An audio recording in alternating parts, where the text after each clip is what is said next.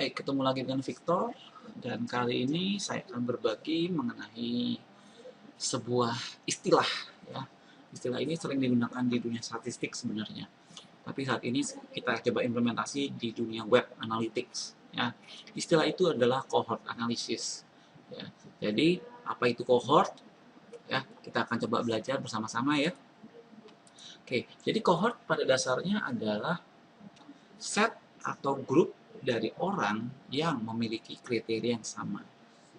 Ya, apa maksudnya? Ya, kita ambil contoh saja ya. Jadi misalnya kita bilang kohortnya adalah orang yang hadir pada waktu tertentu. Ya, misalnya dalam suatu investigasi ada seorang detektif gitu ya, dia lihat di suatu pesta ada pembunuhan. Nah, dia lihat kriteria kohortnya adalah orang-orang yang hadir pada pesta itu. Mereka pelajari ya runtutan-runtutannya pada kemana mereka gitu misalnya ya, atau peringkat kelulusan siswa ya angkatan tahun 97 sekarang mereka pada seperti apa. Jadi studi terhadap set dari orang-orang yang punya kriteria yang sama itu cohort ya. Terus kemudian di dunia medikal ini paling sering ya, jadi studi tentang obat misalnya, orang yang dikasih misalnya vitamin B di Asia misalnya atau di Indonesia ya, mereka pada saat usia 30 seperti apa. Nah, itu adalah cohort. Ya, kalau di dunia e-commerce contohnya atau di dunia software gitu ya, contohnya adalah trial.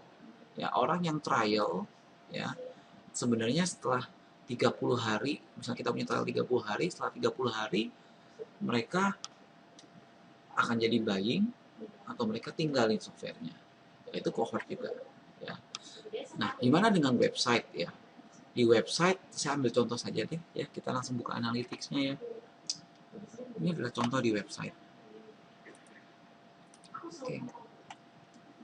Nah, ini adalah cohort analisis ya, kita lihat di audience cohort analisis ya. Kalau teman-teman buka di bahasa Indonesia namanya analisa kelompok ya.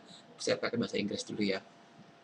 Nah, cohort type di analytics versi beta saat rekaman ini dibuat baru ada satu nih, yaitu dari sisi acquisition date atau tanggal mereka hadir gitu ya.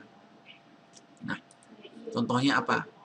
Ya, ini adalah last 7 days ya, ini last 7 days. Nah, 100% artinya ini semua orang yang hadir di hari ke-0, day 0 ya, pada tanggal 19 Juni. Di sini ada 1696 user misalnya. Mereka hadir, kemudian kita lihat orang yang hadir di 19 Juni, besoknya mereka hadir lagi atau enggak sih? Gitu ya.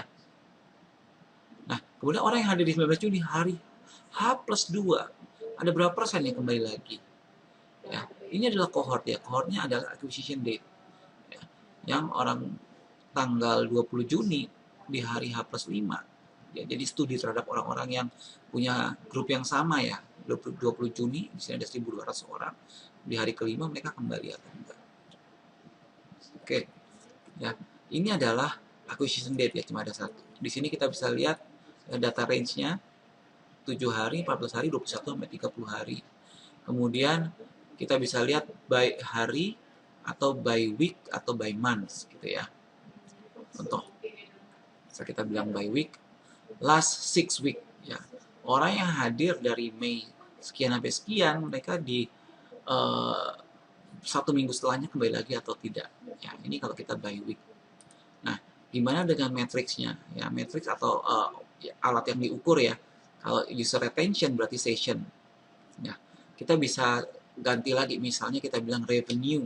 Ya, kalau teman-teman di sini yang tracking dengan revenue-nya ya, kita bisa lihat total revenue. Nah, contoh seperti ini.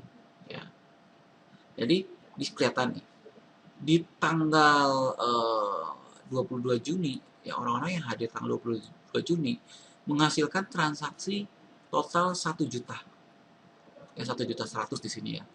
Nah, orang-orang ini pada hari H+1 mereka masih ada transaksi nggak? Oh, ternyata masih ada transaksi nih, 5 juta. Jadi misalnya di 22 Juni kita ada promo Ramadan misalnya ya, misalnya ada promo akhir pekan, promo libur sekolah. Kita lihat orang-orang yang beli di sini besoknya beli lagi atau tidak. Ya, itu adalah cohort analysis. Ya, jadi di sini ada matriksnya ya. Nah, bagaimana kalau kita mau lakukan cohort analysis di luar daripada acquisition date? Ya, sebenarnya bisa sih, cuma butuh sedikit manual. Ya, caranya gimana? Caranya dengan menggunakan segmen. Ya, sambil contoh di sini misalnya saya pakai acquisition, all traffic, channel gitu ya. Nah, kita mau studi tentang apa? Misalnya saya bilang saya mau studi tentang orang-orang yang dari Jakarta, ya, eh, pria misalnya. Ya. Jadi caranya di sini kita pilih segmennya, kita ganti ya. Saya pilih new segmen. Cohortnya adalah Jakarta, kemudian dia pria, let's say hadirnya tanggal 29 Juni, 19 Juni misalnya ya.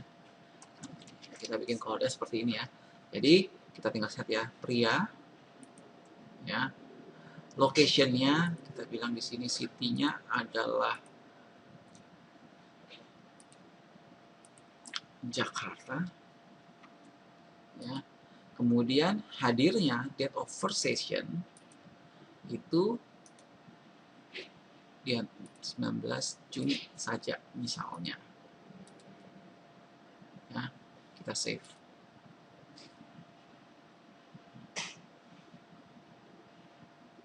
Nah, ini adalah perilaku ya dari orang-orang yang hadirnya di 19 Juni.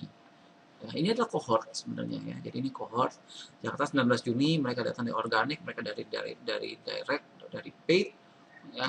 Ternyata mereka tidak ada pembelian nih. Jadi di sini kita bisa lihat angle-nya ya. Dari catatan waktu sekian mereka tidak ada pembeliannya gitu ya. Jadi ini adalah studi ya, studi tentang kelompok tertentu. Ini adalah cohort juga sebenarnya ya. Jadi ini adalah contoh di mana teman-teman bisa coba praktekkan pada analytics teman-teman. Coba lihat apakah ada kriteria-kriteria tertentu nih yang bisa kita atur, atau kriteria tertentu pada saat kita promosi ya, kita bisa lihat behavior daripada pengunjung situs kita. Oke ya, itu tentang cohort analysis. Thank you. Jangan lupa subscribe channel Doksa Digital di youtube.com/doksadigital, atau follow Twitter di Doksa Team, atau like Facebook kami di Doksa Digital. Oke, sampai jumpa di video selanjutnya. Bye.